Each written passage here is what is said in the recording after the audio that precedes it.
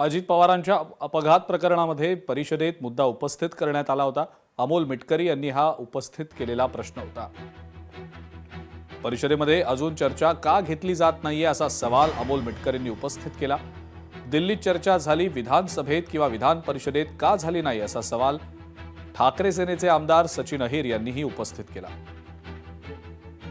राज्याचे दिवंगत उपमुख्यमंत्री अजितदादांच्या विमान दुर्घटनेच्या संदर्भात उद्या चर्चा करू असं चेअरवरून सांगितलं जातंय।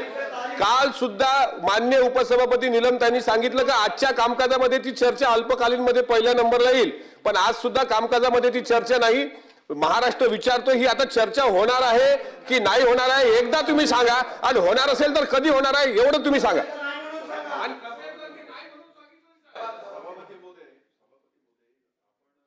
23 तारखेला आपलं अधिवेशन सुरू झालं। त्याच दिवशी आपण स्वर्गीय दादांना इथे आपण आदरांजली वाहिली।